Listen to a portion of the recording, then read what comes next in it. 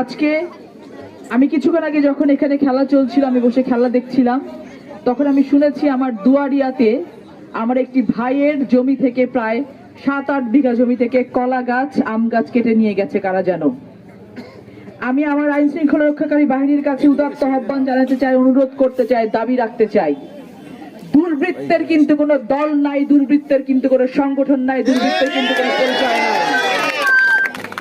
একটি সময় গেছে, আপনাদের মনে আছে, যে বাসে আগুন দেয়া হতো, হামলা করা হতো, নাম দিয়ে হতো বিএনপির, ছিল না এরকম? বাসে আগুন দিয়ে, ট্রেনে আগুন দিয়ে মানুষ মারা হতো, নাম দেয়া হতো বিএনপির। এটা করে কি করা হতো? যারা সত্যিকার অর্থে বাসে আগুন দিয়ে মানুষ মারলো তাদেরকে কিন্তু বাঁচিয়ে দেয়া হতো, তাদেরকে আইনে আনতে দেয়া হতো না। সেই বাংলাদেশে আমরা ফিরতে চাই না।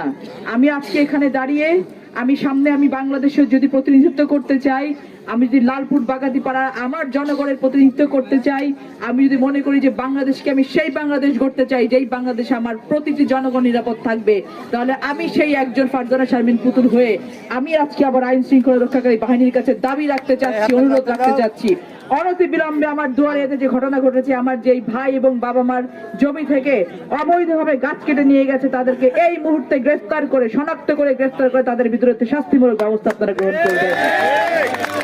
আমার লালপুর বাগাতিপাড়াতে আমি কোন ধরনের দুর্বৃত্তায়ন সহ্য করব না, সেটা যেই হোক না কেন। সেটা যদি আমি হই, তাও যেন আমার বিরুদ্ধে ব্যবস্থা গ্রহণ করা হয়।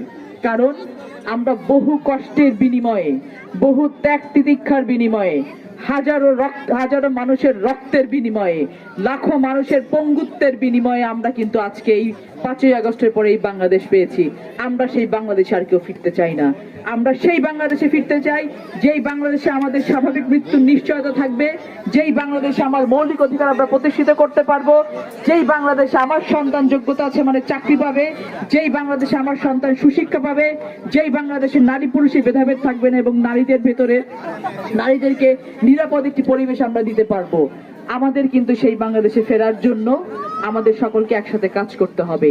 এই সকল অন্যায়ের বিরুদ্ধে, এই সকল দুর্বৃত্তায়নের বিরুদ্ধে, এই সকল অনাচারের বিরুদ্ধে আমাদেরকে রুখে দাঁড়াতে হবে। আমাদেরকে মনে রাখতে হবে যে স্বৈরাচারের পতন হয়েছে, মাফিয়াতন্ত্রের পতন হয়েছে, গণতন্ত্রের রাস্তা কিন্তু এখনো সুগম হয় নাই।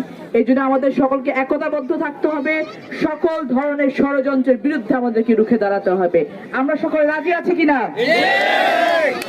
আমাদের রাজি আছি, আমাদের থাকতে হবে। আমাদের অনেক দাবি দেওয়া আছে এখানে। আমাদের চেয়ারম্যান